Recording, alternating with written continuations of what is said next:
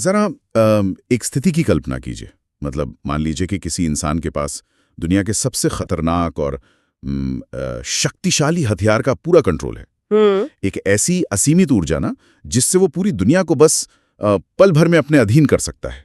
लेकिन वो करता क्या है उस शक्ति का? हाँ बिल्कुल, वो उस अपार शक्ति का उपयोग सिर्फ किसी असहाय की मदद करने के लिए करता है, या फिर यूं कहें कि किसी के लिए एक बंद दरवाजा खोलने के लिए। जब हम शक्ति या सत्ता की बात करते हैं ना, तो हमारे दिमाग में सबसे पहला ख्याल क्या आता है? विनाश, या फिर अपना दबदबा कायम करना। सही कहा। या फिर अपनी ताकत का एकदम जोरदार प्रदर्शन करना। मतलब हमारी दुनिया तो इसी सिद्धांत पर चलती है ना। हाँ, देखिए, इस बात से तो इनकार नहीं किया जा सकता। मानव मनोविज्ञान की बनावट ही कुछ ऐसी है कि हमें लगता है कि अगर हमारे भीतर कोई क्षमता है तो उसका दुनिया को दिखना बहुत जरूरी है। दिखावा करना। बिल्कुल, ऐसा लगने लगा है कि शक्ति का प्रदर्शन ही उस शक्ति के होने का एकमात्र प्रमाण है। मतलब अगर कोई शक्तिशाली है और दुनिया को वो दिख नहीं रहा, तो समाज तो उसे शक्तिशाली मानता ही नहीं है। सही बात है। लेकिन आज के इस विस्तृत विश्लेषण में हम जिस विषय की गहराइयों में उतरने वाले हैं ना, उस शक्ति के इस पूरे आधुनिक ढांचे और हमारी इस आम धारणाओं को पूरी तरह से पलट कर रख देता है। और ये बहुत ही दिलचस्प होने वाला है। हाँ, आज की हमारी इस विशेष चर्चा का केंद्र कोई साधारण विषय नहीं है, बल्कि हम एक ऐसे चरित्र के मनोविज्ञान, उनके जन्म के रहस्यों और उनकी असीमित शक्तियों के पीछे छिपे दर्शन को समझने वाले हैं। एकदम सही। जिन्हें शायद दुनिया का सबसे शक्तिशाली व्यक्तित्व माना जाता है, हनुमान जी।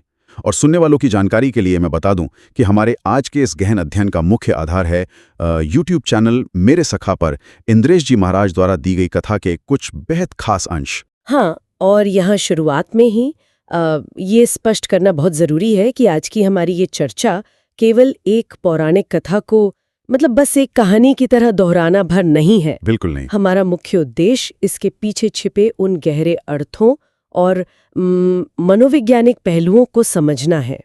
देखिए, आज के इस दौर में जहां हर कोई अपनी एक छोटी सी उपलब्धि का भी सोशल मीडिया पर, अरे सोशल मीडिया पे तो पूछिए ही मत, वही ना, समाज में इतना जोर शोर से दिखावा करता है, तो ये समझना बेहद दिलचस्प और जरूरी है कि ब्रह्मांड की असीमित शक्ति पास होने के बावजूद उस शक्ति पर इतना कठोर नियंत्रण और इतनी गहरी विनम्रता आखिर कैसे कायम रखी जा सकती है। तो फिर चलिए इस विचार को थोड़ा और खोलते हैं। स्रोत के अनुसार हनुमान जी की इस असीमित शक्ति की प्रकृति को समझने के लिए ना, हमें सबसे पहले उस मूल कारण की ओर जाना होगा जिसने उनके जन्म की पृष्ठभूमि तैयार की। और ये जो प्रेरणा थी, ये कोई सामान्य नेकना नहीं थी, बल्कि ये भगवान शिव के सामने खड़े बहुत ही जटिल धर्म संकट से उपजी थी। एक ऐसा धर्म संकट जिसने ब्रह्मांड की ऊर्जा को एक नया रूप लेने पर मजबूरी कर दिया। और देखिए, ये धर्म संकट सीधे तौर पर रावण से जुड़ा था। मतलब हम सभी जानते हैं कि रावण स्वभाव से अत्यंत क्रूर और दुष्ट था। हाँ, बहुत क्रूर था। लेकिन साथ ही वो भगवान शिव का परम भक्त और एक बहुत बड़ा विद्वान भी था। अब शिवजी तो उसके गुरु भी थे ना। गुरु थे। तो एक गुरु के नजरिए से सोचिए, शिष्य चाहे कितना भी पदभ्रष्ट क्यों ना हो जाए, एक सच्चा गुरु कभी भी सीधे तौर पर अपने शिष्य का विनाश नहीं करना चाहता। बिल्कुल। लेकिन दूसरी ओर अगर हम ब्रह्मांड के न्याय के अनुसार देखें तो एक दुष्ट के रूप में रावण कड़े दंड का अधिकारी तो था ही। तो गुरु की करुणा और न्याय के देवता का कर्तव्य, ये दोनों आपस में टकरा रहे थे। बिल्कुल, ये दोनों आपस में भयंकर रूप से टकरा रहे थे। और मामला सिर्फ यहीं पर नहीं रुकता है। इस पूरी स्थिति में एक और बहुत बड़ा पेच था। वो क्या? रावण, जिनके लिए सबसे बड़ी परेशानी खड़ी करने वाला था ना, वे कोई और नहीं बल्कि स्वयं शिवजी के इष्ट देव भगवान राम थे। हाँ, ये सबसे बड़ा बिंदु है। मतलब अगर हम इसे आज की कॉर्पोरेट भाषा में समझें तो ये तो एकदम कॉन्फ्लिक्ट ऑफ इंटरेस्ट या धर्म संकट का क्लासिक मामला हो गया। एक तरफ अपने शिष्य के प्रति जिम्मेदारी और दूसरी तरफ अपने इष्ट के प्रति असीम प्रेम। शिवजी ने इस दुविधा को कितनी चतुराई से सुलझाया। मैं सोच रहा था कि ये कितना मुश्किल रहा होगा। बहुत मुश्किल था, लेकिन शिवजी ने बहुत ही रणनीतिक और दूरदर्शी तरीके से काम लिया। उन्होंने तय किया कि वे अपने 11वें रुद्र के रूप में जन्म लेंगे। 11वें रुद्र? हाँ, जिन्हें हम हनुमान जी के नाम से जानते हैं।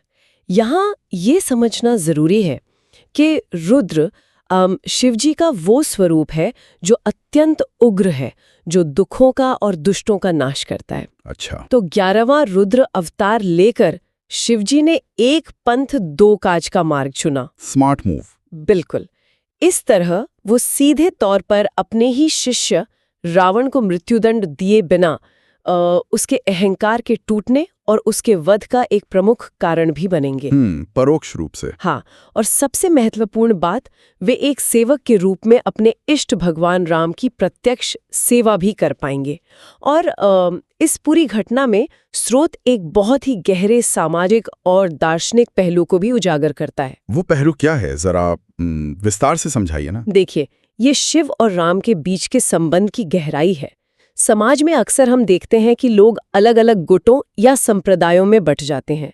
मतलब कुछ लोग सिर्फ शिव को मानते हैं, कुछ सिर्फ राम को। हाँ, बहुत होता है ऐसा। स्रोत बहुत स्पष्ट रूप से बताता है कि कई बार शिव भक्तों को ये सुनकर बड़ी ठेस पहुंचती है कि शिव राम के भक्त हैं, या फिर इसके उलट राम भक्तों को ये स्वीकार करने में दिक्कत होती है।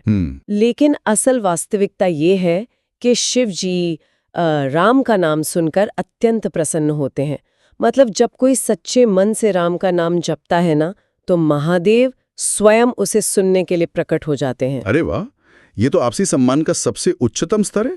बिल्कुल, जहां कोई अहंकार नहीं है कि कौन बड़ा है और कौन छोटा। ये सच में बहुत खूबसूरत बात है।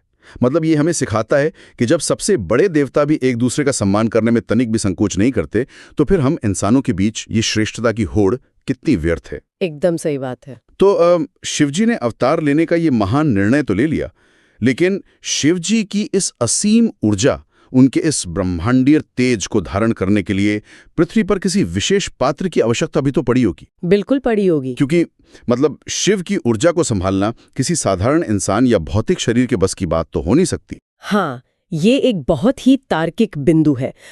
ऋषियों ने शिवजी को साफ साफ बता दिया था कि उनके रुद्र तेज को धारण करने की क्षमता पृथ्वी की किसी भी सामान्य स्त्री में नहीं है। और ठीक इसी बिंदु से ये कथा एक ऐसा मोड़ लेती है जो हमें कारण और प्रभाव के सिद्धांत को बहुत ही अद्भुत तरीके से समझाता है। यहाँ कहानी में एंट्री होती है ब्रह्मलोक की एक अप्सरा की, पुंजस्थला। हाँ, जिनका नाम था पुंजस्थला। अगर मैं सही याद कर पा रहा हूं तो पुंजस्थला से कोई बहुत बड़ी भूल हो गई थी ना, जिसकी वजह से उनका पूरा जीवन ही पलट गया। सटीक कहा आपने। पुंजस्थला ने अपने अहंकार में किसी महान संत का उपहास किया था, उन पर हंसी थी। अच्छा। और इस क्षणिक अहंकार के परिणाम स्वरूप उन्हें ये कठोर श्राप मिला कि वे अगले जन्म में एक वानरी बनेंगी। रुकिए, यहाँ मैं आपको थोड़ा रोकना चाहूंगा। हम अक्सर श्राप शब्द को एक बहुत ही नकारात्मक या विनाशकारी घटना के रूप में देखते हैं। मतलब किसी ने श्राप दिया तो सब कुछ खत्म। लेकिन क्या ये नजरिया हमेशा सही होता है? यही तो यहाँ सबसे अधिक विचार करने वाली बात है। स्रोत में एक बहुत ही गहरी पंक्ति का उल्लेख है, क्रोधादेव वरेण तुल्यम। इसका क्या मतलब हुआ? इसका अर्थ ये है कि महापुरुषों या सिद्ध संतों का जो क्रोध होता है ना, वो भी अंततः एक वरदान के समान ही फल देता है। अरे मतलब श्राप वरदान बन गया? बिल्कुल। पुंजस्थला ने इसी श्राप के कारण पृथ्वी पर माता अंजनी के रूप में जन्म लिया और उनका विवाह वानर राज केसरी से हुआ। अब इस कहानी में प्रकृति का एक और दिलचस्प खेल देखिए। क्या? वानर राज केसरी को भी एक श्राप मिला हुआ था कि वे आजीवन निस्संतान रहेंगे। ये घटनाक्रम तो सच में हैरान करने वाला है। कैसे एक अप्सरा का अहंकार, उसके कारण मिला एक भयानक श्राप, और फिर एक ऐसे राजा से विवाह जिसे कभी संतान न होने का श्राप मिला हो। हाँ, ये सब अलग अलग नकारात्मक घटनाएं मिलकर अंततः दुनिया के सबसे बड़े रक्षक के जन्म की तैयारी कर रही थीं। ये तो हमें बताता है कि कई बार जीवन में जो सबसे बड़ी रुकावट लगती है, वही सबसे बड़ी मंजिल का दरवाजा खोलती है। एकदम सही। लेकिन इन सबके बीच ये अलौकिक जन्म आखिर संभव कैसे हुआ, जब दोनों को श्राप था? देखिए, माता अंजनी जो थी, वे शिवजी की घोर तपस्या कर रही थीं। तो उन्हें ही अंततः ऋषियों ने शिवजी के तेज को धारण करने के लिए सबसे योग्य पाया। कथा बताती है कि एक दिन अपनी गहन तपस्या के दौरान माता अंजनी को अचानक किसी के स्पर्श का अनुभव हुआ। अब वो एक पतिव्रता स्त्री थीं, तो जाहिर है वो तुरंत क्रोधित हो गईं बिल्कुल लाजमी है। और उस अदृश्य शक्ति को श्राप देने के लिए तैयार हो गईं। लेकिन ठीक उसी समय पवन देव वहां प्रकट हुए। एक मिनट, यहाँ एक बहुत बड़ा सवाल खड़ा होता है। मतलब उस युग में और उस परंपरा में किसी पराई और विवाहित स्त्री को स्पर्श करना तो घोर पाप माना जाता होगा ना। इस बात को पवन देव ने कैसे डिफेंड किया? पवन देव ने जो स्पष्टीकरण दिया वो बहुत ही दार्शनिक और प्राकृतिक नियमों पर आधारित था। उन्होंने कहा कि उनका स्पर्श किसी भी रूप में अपवित्र नहीं होता। कैसे? उन्होंने समझाया कि इस पृथ्वी पर एक छोटी सी चींटी से लेकर विशाल हाथी तक हर प्राणी हर पल उनके स्पर्श में है। हवा तो सर्वव्यापी है ना, वो हर जगह है। हाँ, ये बात तो है, हवा तो सब कुछ होती है।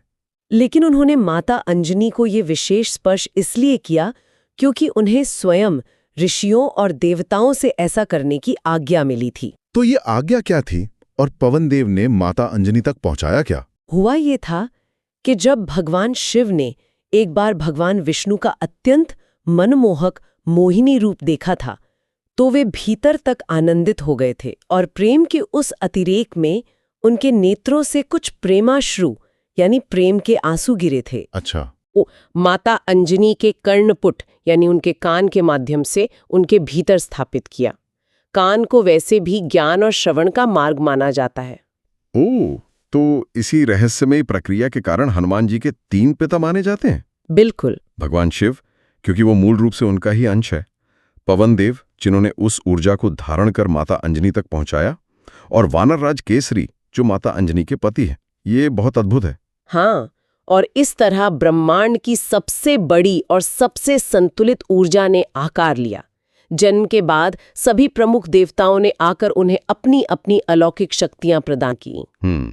किसी ने अभेद्य शरीर दिया, किसी ने असीम बल दिया, तो किसी ने सूर्य के समान असीम बुद्धि दी। और यहाँ आकर इस पूरी चर्चा का वो हिस्सा शुरू होता है जो मुझे सबसे ज्यादा सोचने पर मजबूर करता है। वो कैसे? देखिए, अथाह शक्तियां प्राप्त कर लेना एक बात है, लेकिन उन शक्तियों को पचाना और उन्हें संभालना बिल्कुल ही अलग बात है। आज के हमारे समाज में अगर किसी इंसान के पास थोड़ा सा भी पैसा आ जाए या कोई छोटा सा पद मिल जाए तो उसकी चाल ही बदल जाती है। हाँ, उसका बात करने का तरीका बदल जाता है। इस बात को अगर हम हनुमान जी के संदर्भ में देखें ना, तो उनके पास अष्ट सिद्धि और नवनिधि थी। अष्ट सिद्धि? हाँ, अष्ट सिद्धि का अर्थ है वे 8 अलौकिक शक्तियां जिनसे व्यक्ति अपना आकार एक अणु जितना छोटा कर सकता है या पहाड़ जितना विशाल कर सकता है। वह हवा से तेज उड़ सकता है। और नवनिधि का अर्थ है ब्रह्मांड की असीमित संपदा। बाप रे। स्रोत तो ये भी बताता है कि वे अपने वानर रूप में भी इतने तेजस्वीवान और सुंदर थे कि जहां पूरे विश्व का ध्यान केवल भगवान राम पर केंद्रित होता था, वहीं स्वयं राम का ध्यान हनुमान जी पर होता था। क्या बात है। राम जी चाहते थे कि हनुमान हमेशा उनके सामने रहें। लेकिन इन सब असाधारण योग्यताओं के बावजूद हनुमान जी का व्यवहार कैसा था? वो अत्यंत दीन, सेवक के समान और गहरी विनम्रता से भरा हुआ था। ऐसे समझने के लिए मैं एक आधुनिक उदाहरण देता हूँ। मान लीजिए कि आपके पास दुनिया की सबसे तेज रफ्तार वाली फरारी गाड़ी है। उस गाड़ी में पलक झपकते ही 300 किलोमीटर प्रति घंटे की रफ्तार पकड़ने की क्षमता है। लेकिन आप उस गाड़ी को जीवन भर सिर्फ 40 किलोमीटर प्रति घंटे की रफ्तार से चलाते हैं, क्योंकि आप अपने किसी मालिक के सारथी बने हुए हैं। बहुत सटीक उदाहरण है। क्षमता होना और उस क्षमता को अनुशासन में बांध कर रखना, ये दोनों बहुत अलग बातें हैं। आजकल अगर कोई जिम जाकर थोड़े डोले बना ले या उसे थोड़ा सा गिटार बजाना आ जाए, तो वो तुरंत इंस्टाग्राम पे रील डाल देता है। बिल्कुल, वो तुरंत उसे दुनिया को दिखाना चाहता है। लेकिन हनुमान जी के पास तो ब्रह्मांड को पलटने की ताकत है। फिर भी वे अपनी हर सफलता का पूरा श्रेय केवल और केवल राम जी को दे रहे। और ये सीधे मानव मनोविज्ञान पर चोट करता है। स्रोत में स्पष्ट रूप से बताया गया है कि सामान्य मनुष्य के भीतर जब कोई छोटी सी भी योग्यता आती है ना, तो उसका मैं यानी उसका अहंकार तुरंत जाग जाता है। मैं ही सब कुछ हूँ। हाँ, वो खुद को उस योग्यता का स्वामी मान बैठता है। लेकिन हनुमान जी अपनी हर शक्ति का श्रेय केवल भगवान राम की कृपा को देते हैं। तो क्या इसका मतलब यह है कि वे खुद को पूरी तरह से मिटा देते हैं? देखिए, मनोवैज्ञानिक दृष्टिकोण से इसे समझना बहुत जरूरी है। जब हम अपनी सफलताओं का पूरा भार अपने ही कंधों पर ले लेते हैं ना, तो हमारे भीतर 2 चीजें जन्म लेती हैं। क्या? अहंकार और असफलता का गहरा डर, और ये दोनों चीजें इंसान को अंदर से खोखला कर देती हैं।